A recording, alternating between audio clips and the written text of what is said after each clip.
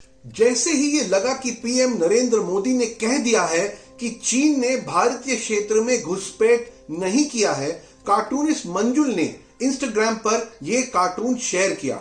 स्वर्ग में टीवी देखते भारत के 20 शहीद हैरान दिखते हैं ये सुनकर कि कोई घुसपैठ नहीं हुई। पीएम के बयान पर कुछ और रिएक्शंस देखते हैं। Retired lieutenant general Rameshwar Roy ने कहा, मैं ये देखकर दुखी हूं कि चीन पूर्वी लद्दाख में एलएसी को बदल रहा है और भारत चुपचाप बर्दाश्त कर रहा है। मेरे जैसे हर सैनिक के लिए यह दुखद दिन है।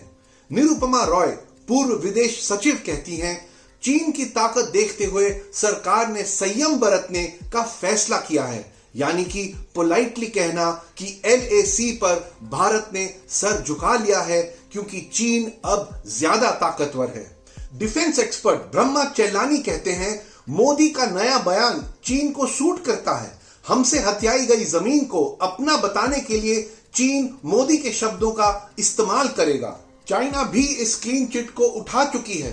टीवी जर्नलिस्ट और डिफेंस एनालिस्ट शिन शेवी ने ट्वीट किया, लद्दाख में भारतीय क्षेत्र में कोई विदेशी नहीं है। प्राइम मिनिस्टर मोदी का यह बयान बताता है कि गलवान घटना चीनी जमीन पर हुई। तो क्या मोदी जी ने चीन को क्लीन चिट दी? चाइना ने जिस जगह टेंट लगाए, यानी गलवान घाटी का पेट्रोल पॉइंट 14, क्या वो एलएसी के भारतीय तरफ है या नहीं? कोई घुसपैठ नहीं, यह कहकर लगता है पीएम उस पॉइंट को चीन का मान रहे थे और हमने ही घुसपैठ की थी। 18 जून को चीन के विदेश मंत्रालय के प्रवक्ता झाओ लीजियान ने यही कहा।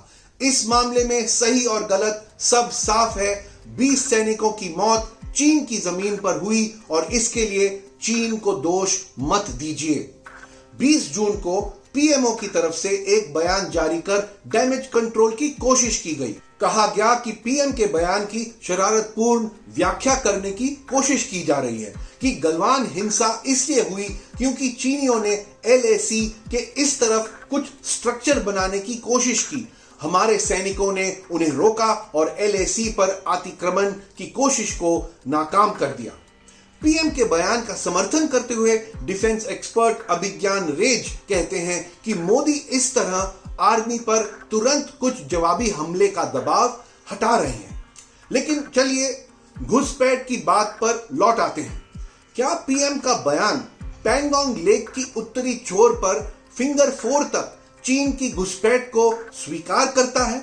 Retired lieutenant general HS Panag का दावा है कि अप्रैल के बाद से चीन एलएसी के पश्चिम में फिंगर 8 से फिंगर 4 तक 8 किलोमीटर अंदर घुस आया है, यानी 35 से 40 स्क्वायर किलोमीटर जमीन पर कब्जा। डिफेंस जर्नलिस्ट शिव अरूर का कहना है कि चाइना फिंगर 4 और फिंगर 5 के बीच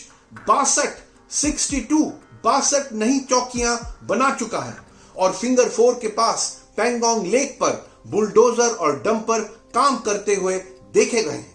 अब चूंकि भारत फिंगर 8 पर एलएसी को मानता है, तो क्या इससे साफ नहीं कि चीन बड़ी संख्या में भारतीय जमीन पर आ बैठा है? अगर पीएम का मानना है कि घुसपैठ नहीं हुई है, तो क्या इसका यह मतलब है कि भारत ने फिंगर 4 से फिंगर 8 के बीच के एरिया पर अपना दावा छोड़ दिया है? कोई भी भारतीय सैनिक आपको बताएगा कि इंडियन आर्मी फिंगर 8 तक के इलाके में पेट्रोलिंग करता था, लेकिन अब हमारे जवानों को फिंगर 4 के बाद रोका जाता है और ऐसा लगता है कि हमने एलएसी पर इस नई स्थिति को चुपचाप कबूल कर लिया है। अगर इस पर सरकार से सफाई मांगिए तो कोई जवाब नहीं मिलता, उल्टा गोदी मीडिया और ट्रोल आर्मी आपको गद्दार जरूर बुलाती है। कारगिल युद्ध के समय इंडियन आर्मी के चीफ जनरल वीपी मलिक भी कहते हैं कि चीन ने फिंगर 4 और फिंगर 8 के बीच घुसपैठ की है। कुछ ट्वीट्स में जनरल मलिक ने चीन के गोल पोस्ट शिफ्ट करते जाने की इस रणनीति का खुलासा किया। वो बताते हैं कि 1996 में चीन और भारत सहमत हुए थे कि दोनों देश अपनी अपनी समझ के मुताबिक एलएसी के नक्शे तुरंत शेयर करेंगे, लेकिन चीन ने आज तक ऐसा नहीं किया है। वो मानते हैं कि इन नक्शों के ना होने की वजह से ही गलवान में हमारे 20 सैनिक शहीद हुए। अगर मैप होते तो चीन और आगे घुसपैठ कर नहीं पाता, क्योंकि फिर LAC तय हो जाती। स्टेटस को यानी कि यथास्थिति बनाए रखने के लिए LAC पर 3 किस्म के इलाके हैं जिनका दोनों देशों को सम्मान करना है। एक जो भारत का इलाका है, दूसरा जो चीन का है, और तीसरा और सबसे जरूरी वो इलाका जिसके बारे में दोनों में असहमति है कि ये किसका है, यानी नो मैन्स लैंड।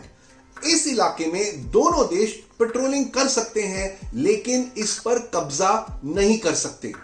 लेकिन चाइना एक्सपर्ट TCA रंगाचारी बताते हैं कि चीन ने इस नो मैन्स लैंड का नियम इसको मानना बंद कर दिया है। इन इलाकों में अब वो रोड, पक्की चौकियां, बैरक्स सब बनाते हैं, भारी हथियार तैनात कर रहे हैं। चीन का मकसद है कि वो धीरे धीरे LAC के पास, चाहे वो गलवान घाटी हो, हॉट स्प्रिंग्स हो या पैंगोंग लेक, हर लोकेशन पर स्टेटस को यानी कि यथास्थिति को बदलकर नो मैन्स लैंड को टेक ओवर करते जाएं।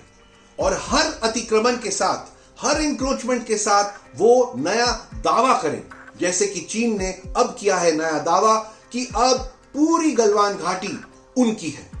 अफसोस ये जो इंडिया है ना, चीन के इस रणनीति को समझ नहीं रहा और इसका कूटनीतिक और सैन्य जवाब देने में देरी करता जा रहा है। उन्हें क्लीन चिट देकर, उनके खुलेआम घुसपैठ को नजरअंदाज करके हम चीन को बाजी ले जाने दे रहे हैं।